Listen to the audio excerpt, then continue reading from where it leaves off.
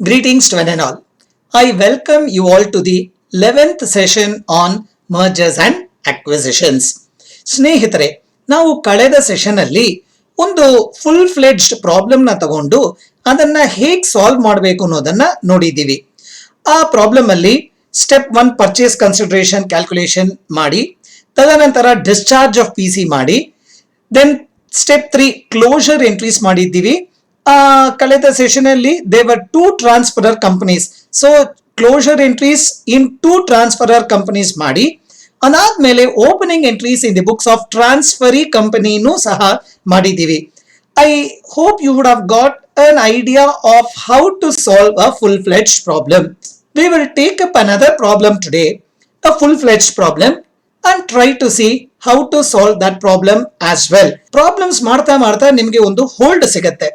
Now we will work out another problem and try to see how to solve the problem under purchase method. Friends, now let us proceed to another problem with new set of adjustments. ಸ್ನೇಹಿತರೆ, ನಾವು ಇವತ್ತು solve ಮಾಡೋ problem ಇಲ್ಲಿದೆ ನೋಡಿ. ಇದು ಸಹ June 2019 ಅಲ್ಲಿ ಕೇಳಿರುವಂತಹ problem. ನಾನು ಒಂದು ಸೆಷನ್ ಅಲ್ಲಿ ಆಲ್ರೆಡಿ ಹೇಳಿದ್ದೀನಿ, 1 ಇಯರ್ ಅಲ್ಲಿ 2 14 ಮಾರ್ಕ್ಸ್ ಪ್ರಾಬ್ಲಮ್ ಬರುತ್ತೆ. ಕಳೆದ ಸೆಷನ್ ಅಲ್ಲಿ ನಾನು ಮಾಡಿರುವಂತಹ ಪ್ರಾಬ್ಲಮ್ಮು ಸಹ 2019 ಪ್ರಾಬ್ಲಮ್ಮೇ, ಇದು ಸಹ ಜೂನ್ 2019 ಪ್ರಾಬ್ಲಮ್ಮೇ ಆಗತ್ತೆ. ಇದು 14 marks problem. Let us proceed to the problem. The business of Beta Limited is purchased by Alpha Limited. ಇಲ್ಲಿ ಅಬ್ಸಾರ್ಪ್ಷನ್, ಲಾಸ್ಟ್ ಕ್ಲಾಸ್ ಅಲ್ಲಿ ನಾನು ಮಾಡಿರುವಂತಹ ಪ್ರಾಬ್ಲಮ್ ಮರ್ಜರ್ ಆಯ್ತು, ಇದು ಅಬ್ಸಾರ್ಪ್ಷನ್ ಪ್ರಾಬ್ಲಮ್. ಓಕೆ, ಕ್ಲಿಯರಾ? Business of Beta Limited is acquired by Alpha Limited ಅಂತ ಕೊಟ್ಟಿದ್ದಾನೆ. ಇಲ್ಲಿ ಎರಡೇ ಕಂಪನೀಸ್, ಸೊ ಬೀಟಾ ಲಿಮಿಟೆಡ್ ನ ಟ್ರಾನ್ಸ್ಫರರ್ ಕಂಪನಿ ಅಂತ ಕರಿತೀವಿ, ಆಲ್ಫಾ ಲಿಮಿಟೆಡ್ ನ ಟ್ರಾನ್ಸ್ಫರಿ ಕಂಪನಿ ಅಂತ ಕರಿತೀವಿ. Is that clear to you? The very first thing that you have to do is to identify what is transferor company and what is the transferee company. ಇದು ಮೊದಲನೇ step. So that we have identified as of now. Moving on, the purchase consideration is agreed as follows.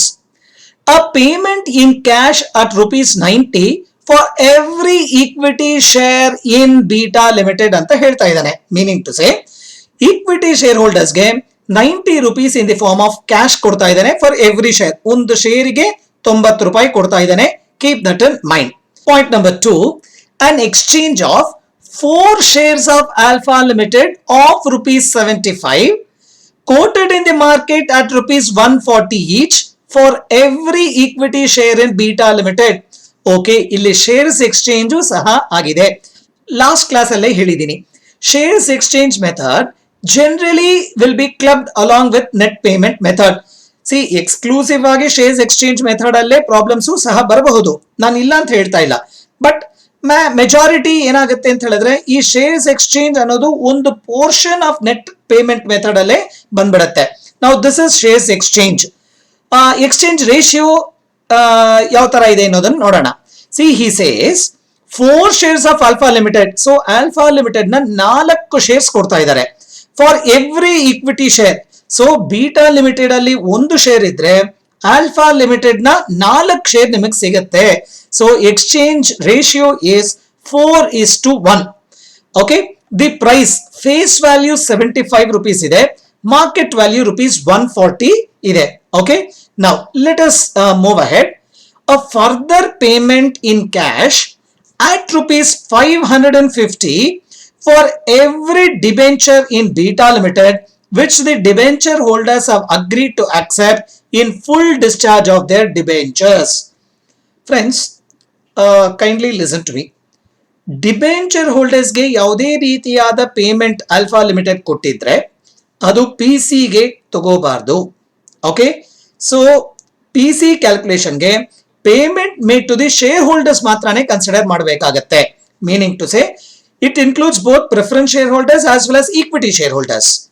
But debenture ಹೋಲ್ಡರ್ಸ್ಗೆ ಏನಾದ್ರೂ payment ಆಗಿದ್ರೆ ಅದನ್ನ ನಾವು transferor company ಅಂದ್ರೆ opening entries pass ಮಾಡ್ತೀವಿ ನೋಡಿ, ಅಲ್ಲಿ ರಿಫ್ಲೆಕ್ಟ್ ಆಗುತ್ತೆ ವಿನಃ it will not get reflected in PC calculations. Kindly note this particular point.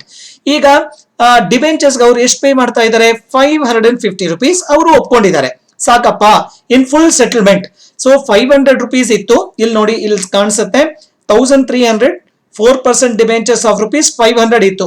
So transferee company ಏನ್ ಮಾಡಿದೆ, ಈ ಡಿಬೆಂಚರ್ಸ್ ನ ತಗೊಂಡು ಅವ್ರಿಗೆ 550 rupees ಕೊಟ್ಟು they have closed or settled the claims of the debenture holders.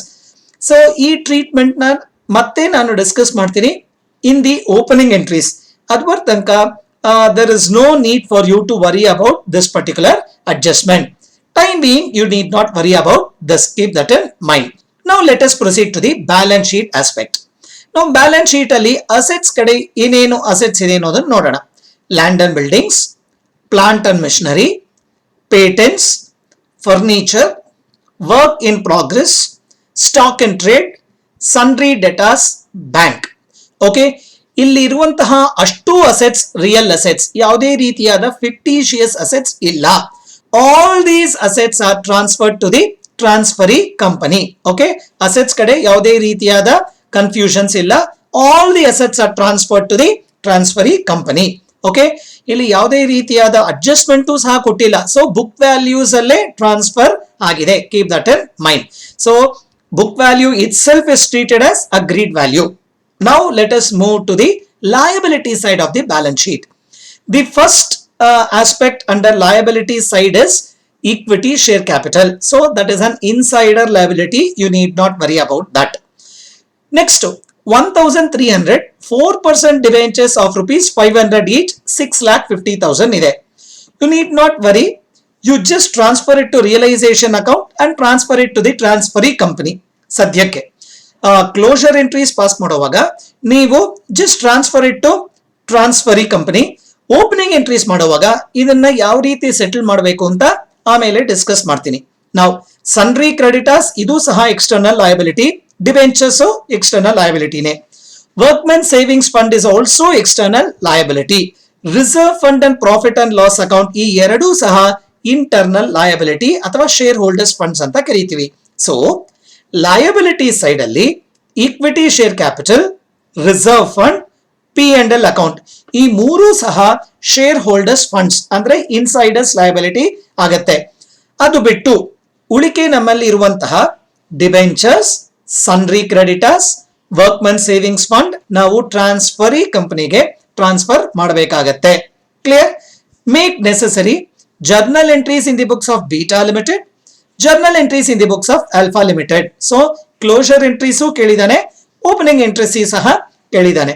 Now let us proceed further and try to solve this problem. ಮೊದಲಿಗೆ Beta Limited ನ ನಾವು ಟ್ರಾನ್ಸ್ಫರರ್ ಕಂಪನಿ ಅಂತ ಕರಿತೀವಿ, Alpha Limited ನ ಟ್ರಾನ್ಸ್ಫರಿ ಕಂಪನಿ ಅಂತ ಕರಿತೀವಿ. Is that clear to you? Now after having discussed the provisions in the problem, ಇದು ಯಾವ ಮೆಥಡ್ ಆಫ್ PC ಕ್ಯಾಲ್ಕುಲೇಷನ್ ಅನ್ನೋ ಒಂದು ತೀರ್ಮಾನಕ್ಕೆ ಬರಬೇಕಾಗತ್ತೆ. ನಾವು ಇಲ್ಲಿ ನೋಡಿ, the payment to the share holders is clearly discussed. Okay, ಯಾವ ರೀತಿ ಈಕ್ವಿಟಿ ಶೇರ್ ಹೋಲ್ಡರ್ಸ್ಗೆ ಪೇಮೆಂಟ್ ಮಾಡಬೇಕು ಅನ್ನೋದನ್ನ ಕ್ಲಿಯರ್ ಆಗಿ ಕೊಟ್ಟಿದ್ದಾನೆ. ಅಂತಹ ಇನ್ಫಾರ್ಮೇಶನ್ ಇದ್ದಿದ್ದಲ್ಲಿ ಅದು ನೆಟ್ ಪೇಮೆಂಟ್ ಮೆಥಡ್ ಆಗುತ್ತೆ. ಈ ಪ್ರಾಬ್ಲಮ್ ಅಲ್ಲಿ ಎರಡು ರೀತಿಯಾದ ಪೇಮೆಂಟ್ ನ ಮಾಡಿದ್ದೀವಿ. ಯಾರಿಗೆ? ಈಕ್ವಿಟಿ ಶೇರ್ ಹೋಲ್ಡರ್ಸ್ಗೆ. One in the form of cash and secondly in the form of equity shares in Alpha Limited. Now let us proceed further and try to solve this particular problem. Friends, you know the 4 steps accounting treatment. 4 steps ide. Step 1, calculation of PC. Step 2, discharge of PC. Step 3 closure entries. Step 4, opening entries. Now the very first step, PC calculation madana. Now how to calculate PC? Which method? ಈಗ ತಾನೇ ಹೇಳಿದೀವಿ, it is net payment method. The reason being the payment to equity share holders is clearly defined in the problem. ಈಗ equity share ಹೋಲ್ಡರ್ಸ್ಗೆ ಯಾವ ರೀತಿಯಾದ payment ಮಾಡಿದೀವಿ? Point number 1 in the form of cash. ಎಷ್ಟು cash ಕೊಟ್ಟಿದೀವಿ? 90 rupees. Okay. Point number 2 in the form of equity shares. Okay, equity shares ಕೊಡುವಾಗ ಎಷ್ಟು equity shares ನಮ್ಮಲ್ಲಿದೆ ಅಂತ ನೋಡೋಣ. ಇಲ್ಲೇ ಇದೆ ನೋಡಿ, 6000 ಇಕ್ವಿಟಿ ಶೇರ್ಸ್ ಇದೆ. 4:1 is the shares exchange method. ನೆನ್ಪಿಟ್ಕೊಳ್ಳಿ. Now we shall go ahead and try to calculate PC. ನಾನು ಒಂದು ಟೇಬಲ್ ಹಾಕೋತೀನಿ. ಒಂದೇ ಕಂಪನಿ ಇರೋದ್ರಿಂದ ಒಂದೇ ಟ್ರಾನ್ಸ್ಫರರ್ ಕಂಪನಿ. ಈ ಪ್ರಾಬ್ಲಮ್ ಅಲ್ಲಿ ಬರೀ ಬೀಟಾ ಲಿಮಿಟೆಡ್ ಮಾತ್ರ ಟ್ರಾನ್ಸ್ಫರರ್ ಕಂಪನಿ. ಫೈನ್. ನಾವು let us go head and write payment to equity share holders. ಈ ಪ್ರಾಬ್ಲಮ್ ಅಲ್ಲಿ ಪ್ರೆಫರೆನ್ಸ್ ಶೇರ್ ಹೋಲ್ಡರ್ಸ್ ಇಲ್ಲ. ಓಕೆ, ಬರೀ ಈಕ್ವಿಟಿ ಶೇರ್ ಹೋಲ್ಡರ್ಸ್ ಮಾತ್ರ ಇದ್ದಾರೆ. ನಾವು point number 1 in the form of cash. ಎಷ್ಟು ಶೇರ್ಸ್ ನಮ್ಮಲ್ಲಿದೆ ಅಂತ ನೋಡ್ಕೊಳ್ಳಿ. 6000 ಶೇರ್ಸ್ ಇದೆ. ಪ್ರತಿ ಶೇರ್ಗೆ 90 rupees ಕೊಡ್ತಾ ಇದ್ದೀರಾ. So 6000 into 90, how much will you get? 5,40,000. Very simple, I believe. Okay, ಅದು ಕ್ಲಿಯರ್ ಆಗಿದೆಯಾ? ನಾವು ಅಲಾಂಗ್ ವಿತ್ ಕ್ಯಾಶ್ ನಾವು equity shares and alpha limited ಸಹ ಕೊಟ್ಟಿದ್ದೀವಿ. ಕರೆಕ್ಟ್. ನಾವು ಎಷ್ಟು ಶೇರ್ಸ್ ನಮ್ಮಲ್ಲಿದೆ? 6000 ಶೇರ್ಸ್ ಇದೆ. What is the shares exchange ratio? 4:1. Okay, ನಾವು ಇಶ್ಯೂ ಪ್ರೈಸ್ ಎಷ್ಟು ಇಲ್ಲಿ ನೋಡಿ. 75 rupees could be the face value, but clear ಆಗಿ ಅವನು market value quoted in the market at ₹40 ಅಂತ ಕೊಟ್ಟಿದ್ದಾನೆ. ಈ ಮಾಹಿತಿ ಯಾಕೆ ಕೊಟ್ಟಿದ್ದಾನೆ? ಇಶ್ಯೂ ಪ್ರೈಸ್ ಅಲ್ಲಿ ನೀವು ಕನ್ಸಿಡರ್ ಮಾಡಬೇಕು ಅನ್ನೋದ್ರಿಂದಲೇ ಈ ಮಾಹಿತಿ ಕೊಟ್ಟಿರೋದು. So you have to consider the issue price of ₹140. Is this clear to you? ಈ 6000 ಅನ್ನೋದು ನಮ್ಮಲ್ಲಿ ಇರುವಂತಹ ಶೇರ್ಸ್. 4/1 ಅನ್ನೋದು ratio. 140 is the issue price. Clear? Now, if you multiply this, you will get ₹33,60,000. Clear? Now, I told you, you have to write number of shares as well. ಯಾವಾಗಲಿ number of shares ಬರ್ಕೊಂಡ್ರೆ opening entries ಮಾಡುವಾಗ ನಿಮಗೆ easy ಆಗುತ್ತೆ. So how will you get this 24,000 ಶೇರ್ಸ್? ಈ 33,60,000 divided by 140 ಮಾಡಿದ್ರೆ ನಿಮಗೆ 24,000 shares ಬರುತ್ತೆ. ಅಥವಾ 6000 ಇಂಟು 4/1 ಮಾಡಿದ್ರು ಸಹ ನಿಮಗೆ ಈ 24,000 ಶೇರ್ಸ್ ಬರುತ್ತೆ. ಯಾವ ತರ ಬೇಕಾದ್ರೂ ಮಾಡ್ಕೊಳ್ಳಿ. ಮತ್ತೆ ಹೇಳ್ತೀನಿ, 6000 ಇಂಟು 4/1 ಮಾಡಿ. 6000 ಇಂಟು 4 24,000 ಶೇರ್ಸ್ ಬರುತ್ತೆ. Okay, number of shares. ಈ ಶೇರ್ಸ್ ಇಂದ 140 ಮಲ್ಟಿಪ್ಲೈ ಮಾಡಿದ್ರೆ you will get this amount. Is this clear to you?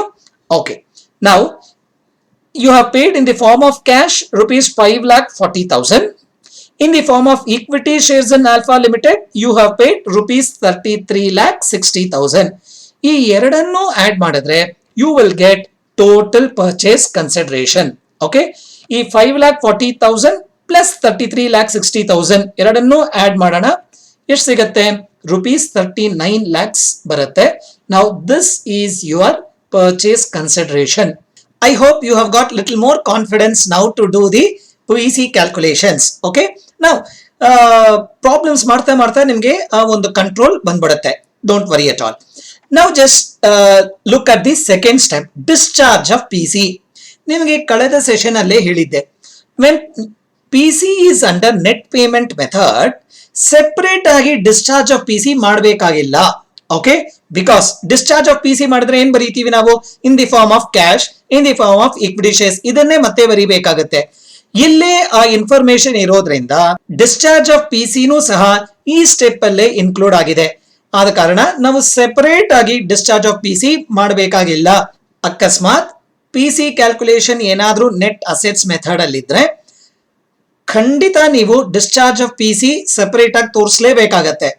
But generally PC ಏನಾದ್ರೂ ನೆಟ್ ಪೇಮೆಂಟ್ ಮೆಥಡ್ ಅಲ್ಲಿದ್ರೆ ಇಲ್ಲೇ ನಾವು ಡಿಸ್ಚಾರ್ಜ್ ಆಫ್ PCನೂ ಸಹ ತೋರಿಸ್ಕೋಬಹುದು. ಸೆಪರೇಟ್ ಆಗಿ ನೀವು ಅದನ್ನೇನು ವರ್ಕೌಟ್ ಮಾಡಬೇಕಾಗಿಲ್ಲ. Is this clear to you? ನಾವು ಸ್ಟೆಪ್ 1 ಕ್ಯಾಲ್ಕುಲೇಷನ್ ಆಫ್ PC ಆಗಿದೆ. ಸ್ಟೆಪ್ 2 ಡಿಸ್ಚಾರ್ಜ್ ಆಫ್ PCನೂ ಸಹ ಆಗಿದೆ. Now let us directly move to step 3, that is closure entries in the books of transferor company. ಸ್ನೇಹಿತರೆ, ಕ್ಲೋಸರ್ ಎಂಟ್ರೀಸ್ ಅಂದ ತಕ್ಷಣ ನಿಮಗೆ ಆ 13 ಸ್ಟೆಪ್ಸ್ ನೆನಪಾಗಬೇಕಾಗತ್ತೆ. ಆ 13 ಸ್ಟೆಪ್ಸ್ ಏನೇನು? Just let us have a small recap into those 13 steps. Step 1, transfer of assets to realisation account. Step 2, transfer of liabilities to realization account. Step 3, PC due. Step 4, receipt of PC. Step 5, realization of assets not taken over. Step 6, payment of liabilities not taken over. Step 7, settlement of preference shareholders. Step 8, payment of realization expenses. Step 9, closure of realization account. Step 10, transfer of accumulated profits. Step 11, transfer of accumulated losses. Step 12, transfer of equity share capital. And Step 13 is final settlement to equity shareholders. ಈ 13 steps ನಿಮಗೆ ನೆನಪು ಇರಲೇಬೇಕಾಗತ್ತೆ. Steps ಮಾತ್ರ ಅಲ್ಲ, ಪ್ರತಿಯೊಂದು step ಅಲ್ಲಿ ಬರುವಂತಹ journal entries ಸಹ ನಿಮಗೆ ಗೊತ್ತಿರಲೇಬೇಕು. Only then you can pass these journal entries. Now in the same order ಈ 13 ಸ್ಟೆಪ್ಸ್ ನೋಡೋಣ.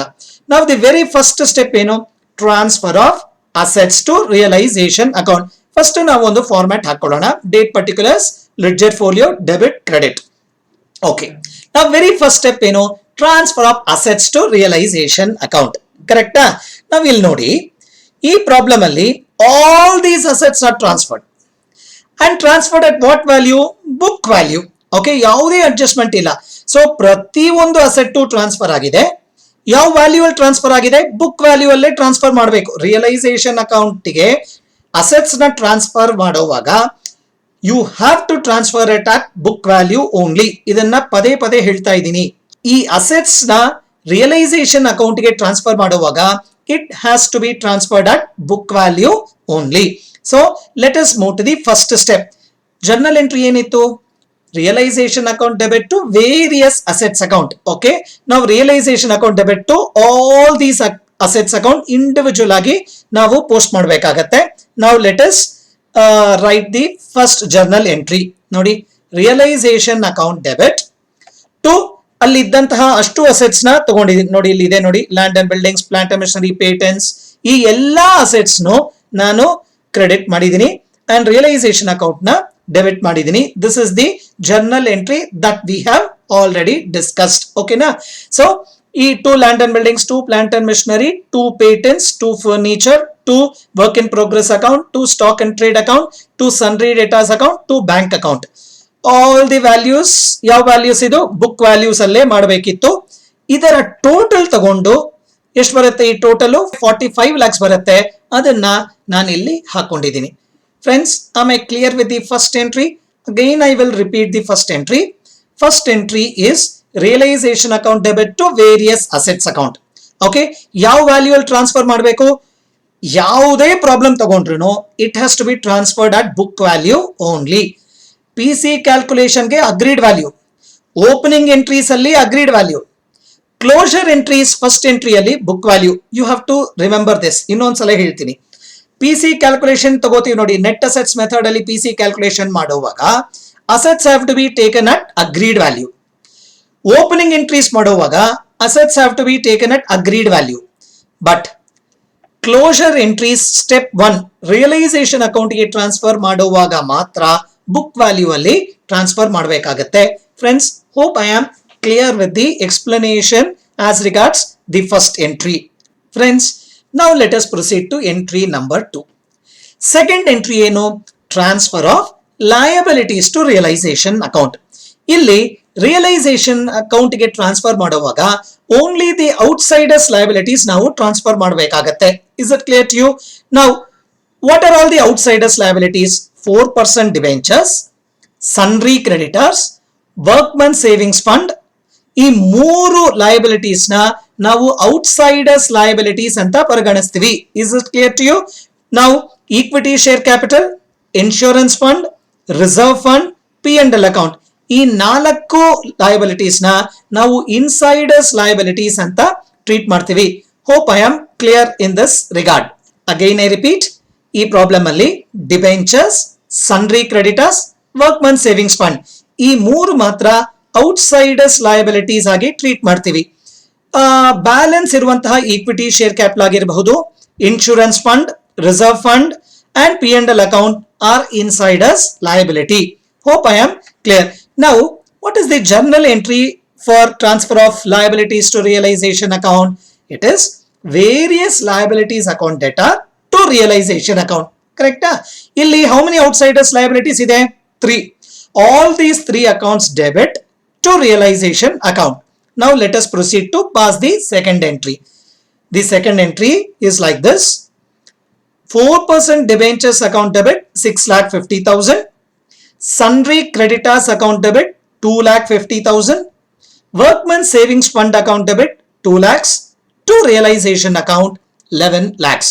Now this completes your second entry as well. Okay, now let us proceed to step 3. Step 3 ಏನು? PC due. ಇಲ್ಲಿ PC calculation already ಮಾಡಿದ್ವಿ. What is the amount of PC? 39 lakhs. Okay, now what is the journal entry that we have discussed for PC due? Transferee company account debit to realization account. Am I right? Okay, now ಇಲ್ಲಿ transferee company ಯಾವುದು? Alpha Limited. So what should be the journal entry? Alpha Limited account debit to realization account. What is the amount that you will take here? PC amount. PC ಎಷ್ಟು ಬಂದಿದೆ? 39 lakhs ಬಂದಿದೆ. So the journal entry is Alpha Company Limited account debit 39 lakhs to realization account 39 lakhs. Now PC due entry ಸಹ ಆಗಿದೆ. Now let us go to the fourth entry, receipt of PC. ಈಗ P C ಯಾವ ರೀತಿ ನೀವು receive ಮಾಡ್ಕೊಂಡಿದ್ದೀರಾ, ಯಾವ form ಅಲ್ಲಿ receive ಮಾಡ್ಕೊಂಡಿದ್ದೀರಾ ಅಂತ ನೋಡಿ. ಅದನ್ನೇ ಡಿಸ್ಚಾರ್ಜ್ ಆಫ್ ಪಿ ಸಿ ಅಲ್ಲಿ ನೋಡ್ಬೇಕಾಗತ್ತೆ. ಇಲ್ಲಿ ಕ್ಯಾಲ್ಕುಲೇಷನ್ ಆಫ್ ಪಿ ಸಿ ಅಲ್ಲೇ ಡಿಸ್ಚಾರ್ಜ್ ಆಫ್ ಪಿ ಸಿನೂ ಸಹ ಇನ್ಕ್ಲೂಡ್ ಆಗಿತ್ತು. ಆದ ಕಾರಣ ಇಲ್ಲೇ ನೋಡಿ, in the form of cash ಎಷ್ಟು ರಿಸೀವ್ ಮಾಡಿದ್ದೀರಿ? 5,40,000. In the form of equity shares ಎಷ್ಟು ರಿಸೀವ್ ಮಾಡ್ಕೊಂಡಿದ್ದೀರಾ? 33,60,000. So cash account debit 5,40,000. Equity shares in Alpha Limited account debit 33,60,000 to Alpha Limited account. Is that the journal entry that we discussed? Of course, yes. Now let us pass the journal entry. Cash account debit 5,40,000. Okay, in the form of cash ನಮಗೆ 5,40,000 ರೂಪಾಯಿ ಬಂದಿದೆ. So in the form of equity shares ಎಷ್ಟು ಬಂದಿದೆ? 33,60,000. So equity shares in Alpha Limited account debit 33,60,000.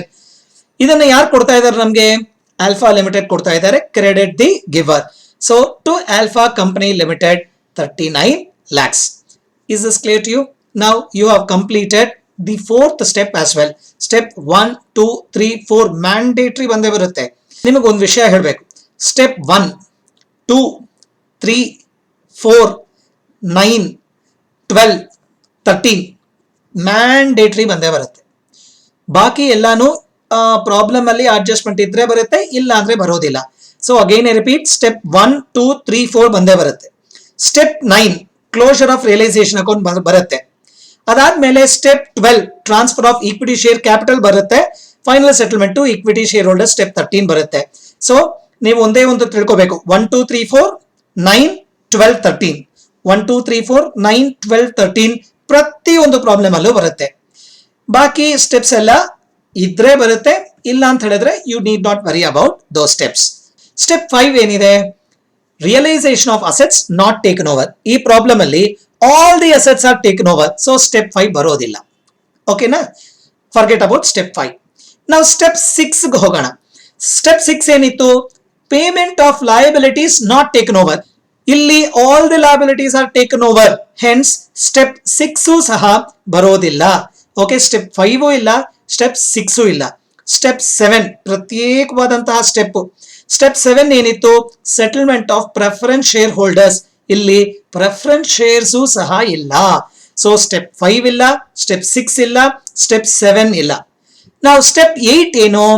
Payment of realisation expenses. ಅದು ಸಹ ಇಲ್ಲಿ ಇಲ್ಲ. So step 5 ಇಲ್ಲ, 6 ಇಲ್ಲ, 7 ಇಲ್ಲ, 8 ಸಹ ಇಲ್ಲ. ಸೊ 1, 2, 3, 4 ಮ್ಯಾಂಡೇಟರಿ ಸ್ಟೆಪ್ಸ್ ಬಂದೇ ಬರುತ್ತೆ ಅಂತ ಹೇಳಿದ್ದೆ. ಇಲ್ಲೇ ನೋಡಿ, ಸ್ಟೆಪ್ 5 ಇಲ್ಲ, 6 ಇಲ್ಲ, 7 ಇಲ್ಲ, 8 ಇಲ್ಲ. ಬಟ್ ಸ್ಟೆಪ್ 9 ಮ್ಯಾಂಡೇಟರಿ ಬಂದೇ ಬರುತ್ತೆ ಅಂತ ಹೇಳಿದ್ದೆ. ಸ್ಟೆಪ್ 9 ಏನು?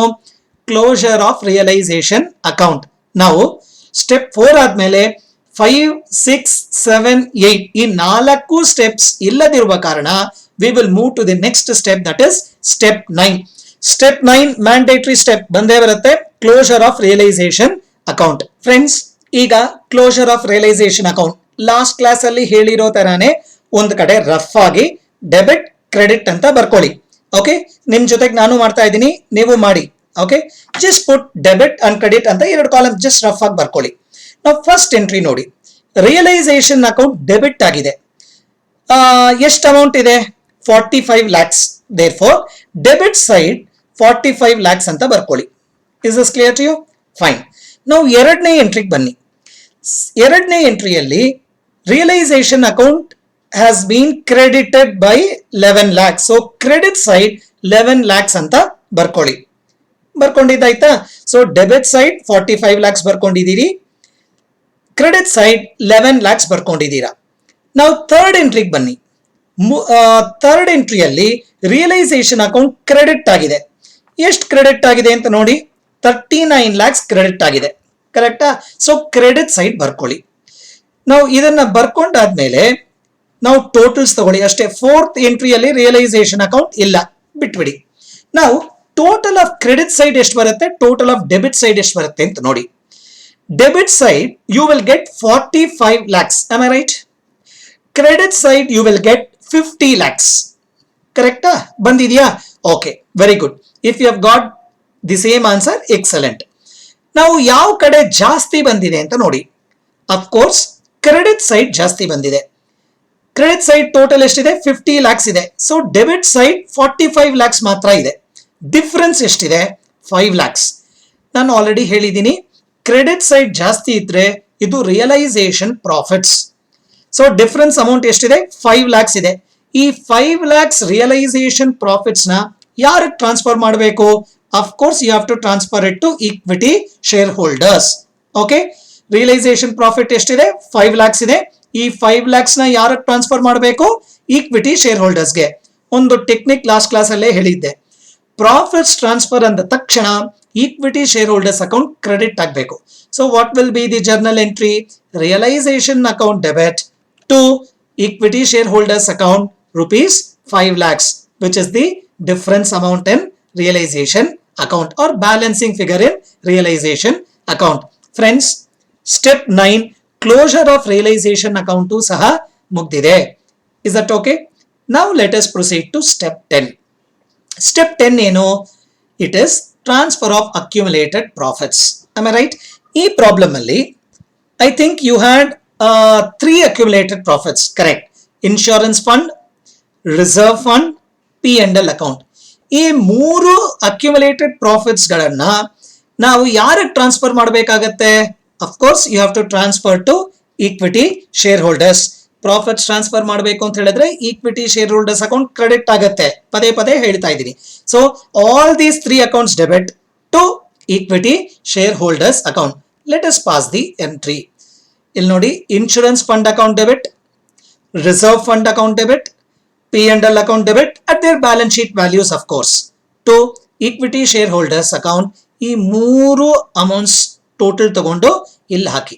Is this clear to you? Being the accumulated profits transferred to equity shareholders. Now you have completed the 10th step, that is transfer of accumulated profits. Friends, ಈಗ ನಾವು transfer of accumulated losses ಮಾಡಬೇಕು. ಇಲ್ಲಿ ಯಾವುದೇ ರೀತಿಯಾದ accumulated losses ಇಲ್ಲ. So step 11 ಇಲ್ಲ. Now let us proceed to the next step, that is 12th step. 12th step mandatory step ಬಂದೇ ಬರುತ್ತೆ. 12th step 13th step ಬಂದೇ ಬರುತ್ತೆ. ಸೊ ಫಿಕ್ಸ್ ಆಗ್ಬಿಡಿ, 12th step ಎಂಟ್ರಿನೂ ಮಾಡಬೇಕು, 13th step ಎಂಟ್ರಿನೂ ಮಾಡಬೇಕಾಗತ್ತೆ. 12th step ಏನು? Transfer of equity share capital. ಯಾರಿಗೆ transfer ಮಾಡಬೇಕು? Equity share ಹೋಲ್ಡರ್ಸ್ಗೆ ಟ್ರಾನ್ಸ್ಫರ್ ಮಾಡಬೇಕು. ಬ್ಯಾಲೆನ್ಸ್ ಶೀಟ್ ಚೆಕ್ ಮಾಡಿ, ಈಕ್ವಿಟಿ ಶೇರ್ ಕ್ಯಾಪಿಟಲ್ ಎಷ್ಟಿದೆ ಅಂತ ನೋಡಿ. ನಾವು U see here it is 30 lakhs. ಈ 30 lakhs ನ ಯಾರಿಗೆ ಟ್ರಾನ್ಸ್ಫರ್ ಮಾಡ್ತೀವಿ? ಈಕ್ವಿಟಿ ಶೇರ್ ಹೋಲ್ಡರ್ಸ್ಗೆ ಟ್ರಾನ್ಸ್ಫರ್ ಮಾಡ್ತೀವಿ. ಅಲ್ಲೇ ಕ್ಲೂ ಇತ್ತು, ಈಕ್ವಿಟಿ ಶೇರ್ ಕ್ಯಾಪಿಟಲ್ ನ ಈಕ್ವಿಟಿ ಶೇರ್ ಹೋಲ್ಡರ್ಸ್ಗೆ ಟ್ರಾನ್ಸ್ಫರ್ ಮಾಡ್ತಾ ಇದ್ದೀರಾ. So what is the journal entry?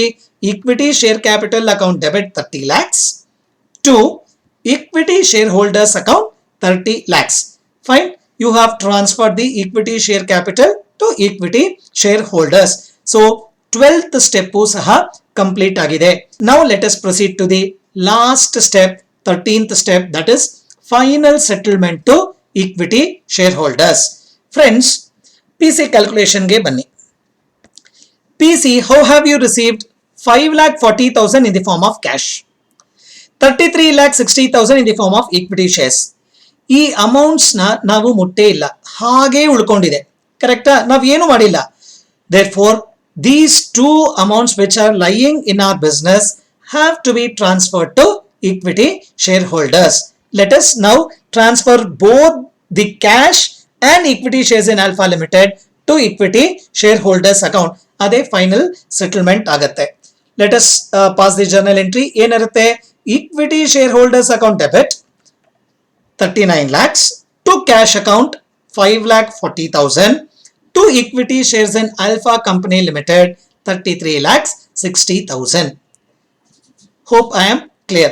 ಈಗ closure entries in the books of Beta Limited ಆಗಿದೆ. Is that clear to you? Just take a look at it. Step 1 transfer of assets ಮಾಡಿದೀವಿ. Step 2 transfer of liabilities ಮಾಡಿದೀವಿ. Step 3 PC due ಮಾಡಿದೀವಿ. Step 4 receipt of PC ಮಾಡಿದೀವಿ. Step 5 ಇಲ್ಲ, Step 6 ಇಲ್ಲ, Step 7 ಬರೋದಿಲ್ಲ, Step 8 ಸಹ ಇಲ್ಲ, Step 9 closure of realization account ಮಾಡಿದೀವಿ. ಆಮೇಲೆ step 10 transfer of accumulated profits ಮಾಡಿದೀವಿ. Step 11 transfer of accumulated losses ಇರಲಿಲ್ಲ. Step 12 transfer of equity share capital ಮಾಡಿದೀವಿ. Step 13 final settlement equity share holders ಸಹ ಮಾಡಿದೀವಿ. This completes closure entries in the books of Beta Limited, that is transferor company. Now let us move to step 4, that is opening entries in the books of transferee company. ಇಲ್ಲಿ transferee company ಯಾವುದು? Yes, Alpha Limited. Now in the books of Alpha Limited opening entries ನಾವು pass ಮಾಡಬೇಕಾಗತ್ತೆ. ಈ problem ಅಲ್ಲಿ there are 4 opening entries. ದಯವಿಟ್ಟು ಕೇಳಿಸ್ಕೊಳ್ಳಿ. First entry will be acquisition of business and PC due, ಅದು ನಮಗೆ ಗೊತ್ತಿದೆ. ಎರಡನೇ entry incorporation of assets and liabilities. Step 3 payment of PC. ಅಷ್ಟೇ ಬರಬೇಕಿತ್ತು. ಇದೇನು ನಾಲ್ಕನೇ step? Remember the debenture holder settlement. I told you I will revisit the debenture holder settlement when I am doing opening entries ಅಂತ ಹೇಳಿದ್ದೆ. Now I will discuss the settlement of debenture holders as well. That will be the 4th entry. So 4 entries pass ಮಾಡಬೇಕಾಗತ್ತೆ. Of which the very first entry is acquisition of business and PC due. ಕರೆಕ್ಟಾ? ಇಲ್ಲಿ ಒಂದೇ ಕಂಪನಿನ acquire ಮಾಡ್ಕೊಂಡಿದ್ದೀವಿ. First ನಾನು journal format ಬರ್ಕೋತೀನಿ. Date particulars, ledger folio, debit credit. Okay fine. First journal entry is acquisition of business and PC due. ಸೊ ಎಷ್ಟು PC? 39 lakhs. ಯಾವ ಕಂಪನಿನ ಅಕ್ವೈರ್ ಮಾಡ್ಕೋತಾ ಇದ್ದೀರಿ? Of course, it is Beta Limited. So what should be the journal entry? Business purchase account debit to liquidators of Beta Limited. Correct? Let me pass that entry. Business purchase account debit to liquidators of Beta Company Limited. Very simple entry. ಅಷ್ಟೇ. So ಯಾವ amount ಬರಿಬೇಕಾಗತ್ತೆ? PC amount ಬರಿಬೇಕಾಗತ್ತೆ. I have written the PC amount. Fine.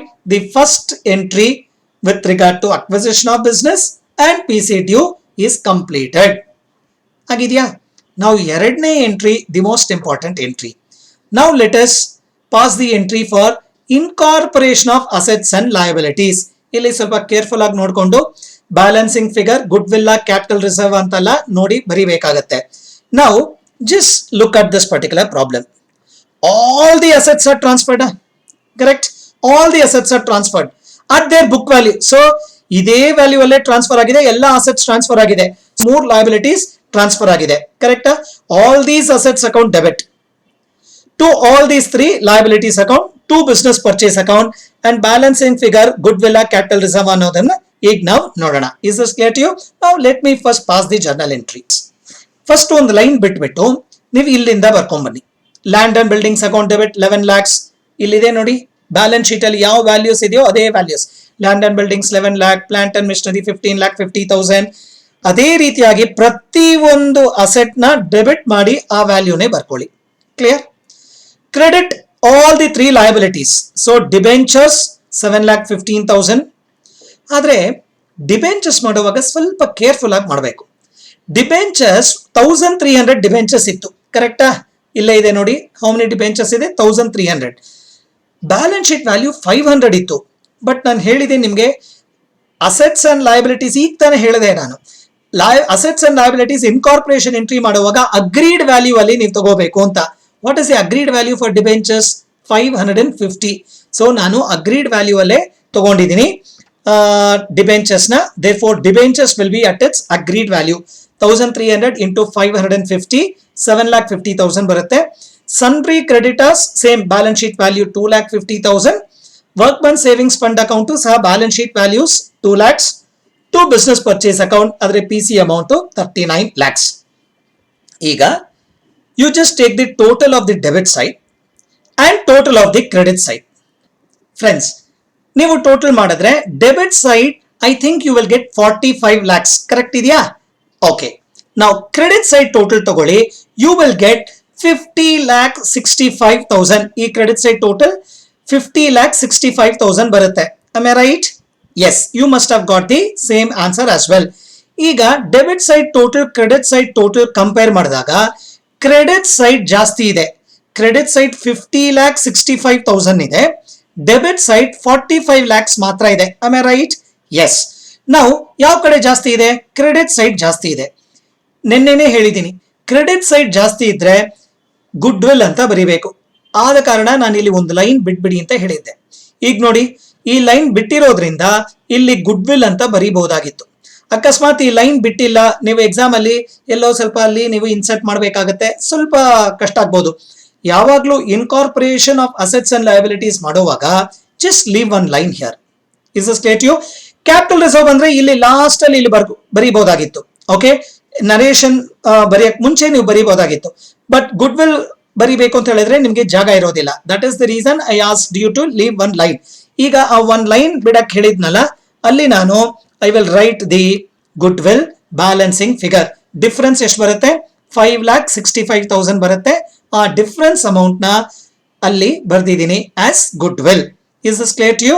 Again I repeat, first ಈ goodwill ಅನ್ನೋದು ಬರೆಯಲ್ಲ, ಇದು ಖಾಲಿ ಬಿಟ್ಟಿರ್ತೀರಾ ಒಂದ್ ಲೈನ್ ಮಾತ್ರ. So you will write all the assets account debit to 3 liabilities that you have taken over to business purchase. ಇದರ total ತಗೊಂಡಿದ್ದೀರಿ, ಎಷ್ಟು ಬರುತ್ತೆ? 45 lakhs ಬರುತ್ತೆ. ನಾವು ಕ್ರೆಡಿಟ್ ಸೈಡ್ ಟೋಟಲ್ ತಗೊಂಡಿದ್ದೀರಿ, ಯು ವಿಲ್ ಗೆಟ್ 50,65,000. ಸೊ ಯಾವ ಕಡೆ ಜಾಸ್ತಿ ಇದೆ? ಕ್ರೆಡಿಟ್ ಸೈಡ್ ಜಾಸ್ತಿ ಇದೆ. ಕ್ರೆಡಿಟ್ ಸೈಡ್ ಜಾಸ್ತಿ ಇದೆ ಅಂತ ಹೇಳಿದ್ರೆ ಗುಡ್ ವಿಲ್ ಅಂತ ಬರೀಬೇಕಾಗತ್ತೆ, the balancing figure. The difference ಎಷ್ಟು ಬರುತ್ತೆ? 5,65,000. ಅದನ್ನ ಗುಡ್ ವಿಲ್ ಅಂತ ನಾವು ಕನ್ಸಿಡರ್ ಮಾಡ್ತೀವಿ. This is the entry with regard to incorporation of assets and liabilities. Hope I am clear. Now, step 3 is payment of PC. Now, payment of PC ಯಾವ ತರ ಆಗಿದೆ ಅಂತ ನೋಡೋಣ. The PC is being paid in 2 forms. ಒಂದು cash ಅಲ್ಲಿ pay ಮಾಡಿದ್ದೀರಿ, secondly in the form of equity shares in Alpha Limited. ಅಂದ್ರೆ ನಿಮ್ಮ ಕಂಪನಿ ಶೇರ್ಸ್ ನೇ ಕೊಡ್ತಾ ಇದ್ದೀರಿ, ಕರೆಕ್ಟಾ? ಸೊ ಕ್ಯಾಶ್ ಮೂಲಕ ಪೇ ಮಾಡಿದ್ದೀರಿ, ಈಕ್ವಿಟಿ ಶೇರ್ಸ್ ಮೂಲಕ ಪೇ ಮಾಡಿದ್ದೀವಿ. So keeping that in mind, we will pass the next entry, that is payment of PC. Who will receive the payment?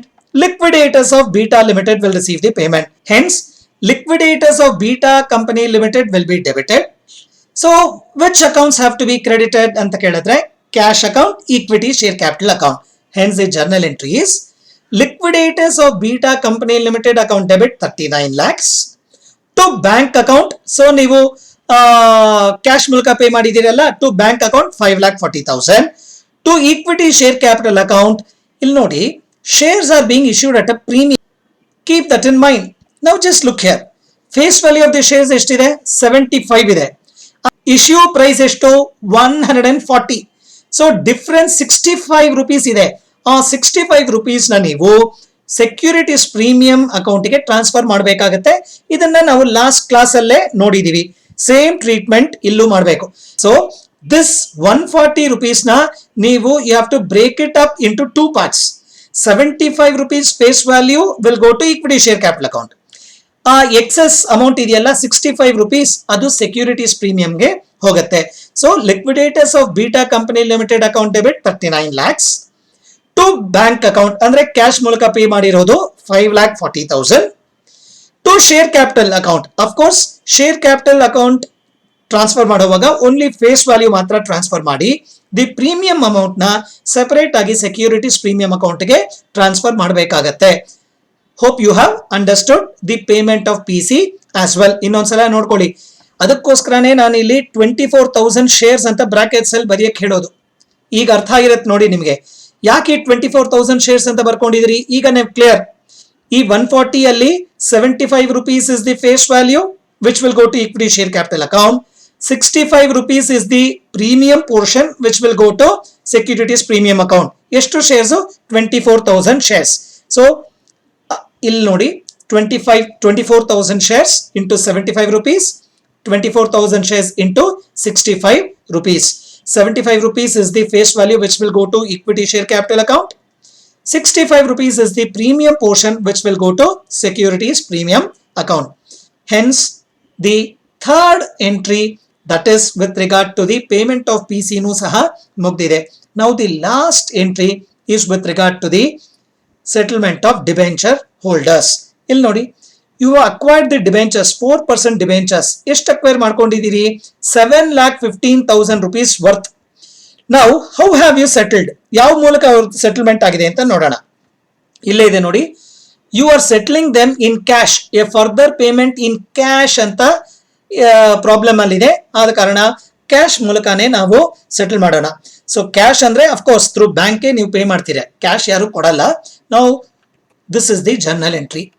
4% debentures account ಇಲ್ಲಿ credit ಆಗಿದೆಯಲ್ಲ, ಇದನ್ನ ನಾವು ಸೆಟಲ್ ಮಾಡೋದ್ರಿಂದ it will be debited. So 4% debentures account debit 7,15,000 to bank account 7,15,000. So the settlement of debentures ಸಹ ಆಗಿದೆ. ಈಗ ಒಂದ್ಸಲ opening entries ನೋಡ್ಕೊಳ್ಳಿ. 4 ಎಂಟ್ರೀಸ್ ಪಾಸ್ ಮಾಡಿದಿರಿ. First entry was very simple entry, acquisition of business and PCDU. Business purchase account debit to liquidators of Beta Limited account, PC amount ಬರ್ದು first ಎಂಟ್ರಿನ ಮುಗಿಸಿದ್ದೀರಿ. ಎರಡನೇ ಎಂಟ್ರಿ ಮಾಡುವಾಗ ಸ್ವಲ್ಪ ಕೇರ್ಫುಲ್ ಆಗಿರ್ಬೇಕಾಗತ್ತೆ. All the assets account first goodwill ಬರ್ಕೊಂಡಿರ್ಲಿಲ್ಲ, ಖಾಲಿ ಬಿಟ್ಟಿದ್ದೀರಿ. ಒಂದು ಲೈನ್ ಯಾವಾಗ್ಲೂ ಅಷ್ಟೇ, ಎರಡನೇ ಎಂಟ್ರಿ ಇನ್ಕಾರ್ಪೊರೇಷನ್ ಎಂಟ್ರಿ ಮಾಡುವಾಗ ಒಂದು ಲೈನ್ ಬಿಟ್ಟು ಸೆಕೆಂಡ್ ಲೈನ್ ಇಂದ ಬರ್ಕೊಳ್ಳಿ. Okay, all the assets account debit to liabilities account to business purchase account. ಕೆಲವೊಂದ್ಸಲ ನಾವು ಈ ಬಿಸ್ನೆಸ್ ಪರ್ಚೇಸ್ ಅಕೌಂಟ್ ನ ಕ್ರೆಡಿಟ್ ಮಾಡಕ್ ಮರ್ತೋಗ್ತೀವಿ. ಇದು ಬರ್ದಿಲ್ಲ ಅಂತ ಹೇಳಿದ್ರೆ ನಿಮ್ಗೆಲ್ರೂ ಕ್ಯಾಪಿಟಲ್ ರಿಸರ್ವ್ ಬಂದ್ಬಿಡೋದು. Okay, be careful. Assets account debit to liabilities account to business purchase account ಅದು ಬರೀಲೇಬೇಕಾಗತ್ತೆ. ಓಕೆ, ಅದಾದ್ಮೇಲೆ total of debit side and total of credit side ಬರ್ಕೊಂಡ್ವಿ. ಸೊ ಕ್ರೆಡಿಟ್ ಸೈಡ್ ಎಕ್ಸೆಸ್ ಇತ್ತು. ಎಷ್ಟು ಇತ್ತು ಬ್ಯಾಲೆನ್ಸಿಂಗ್ ಫಿಗರ್? 5,65,000 ಇತ್ತು. Credit side ಜಾಸ್ತಿ ಇರೋದ್ರಿಂದ ಗುಡ್ ವಿಲ್ ತರ ಟ್ರೀಟ್ ಮಾಡಿದಿರಿ. Now you have completed the second entry. Now third entry is payment of PC. So ಇಲ್ಲಿ ಪೇಮೆಂಟ್ ಮಾಡುವಾಗ ಸೆಕ್ಯೂರಿಟೀಸ್ ಪ್ರೀಮಿಯಂ ಅಕೌಂಟ್ ರಿಫ್ಲೆಕ್ಟ್ ಆಗಬೇಕು. Keep that in mind. Premium ಅಲ್ಲಿ shares ಏನಾದರೂ issue ಮಾಡಿದ್ರೆ you have to credit the securities premium account as well. Keep that in mind.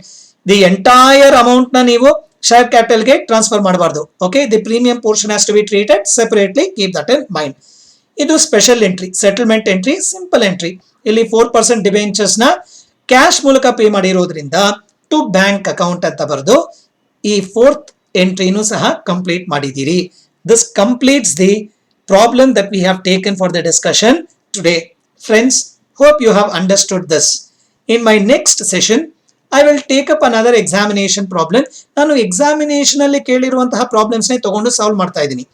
Last class ಅಲ್ಲಿ ಮಾಡಿರೋದು examination problem, ಇದು ಸಹ ಎಕ್ಸಾಮಿನೇಷನ್ ಪ್ರಾಬ್ಲಮ್. ನೆಕ್ಸ್ಟ್ ಮುಂದೆ ಬರುವಂತಹ ಸೆಷನ್ಸ್ ಗಳಲ್ಲೂ ಸಹ ಎಕ್ಸಾಮಿನೇಷನ್ ಅಲ್ಲಿ ಕೇಳಿರುವಂತಹ ಪ್ರಾಬ್ಲಮ್ಸ್ ತಗೊಂಡು ಸಾಲ್ವ್ ಮಾಡ್ತಾ ಇದ್ದೀನಿ.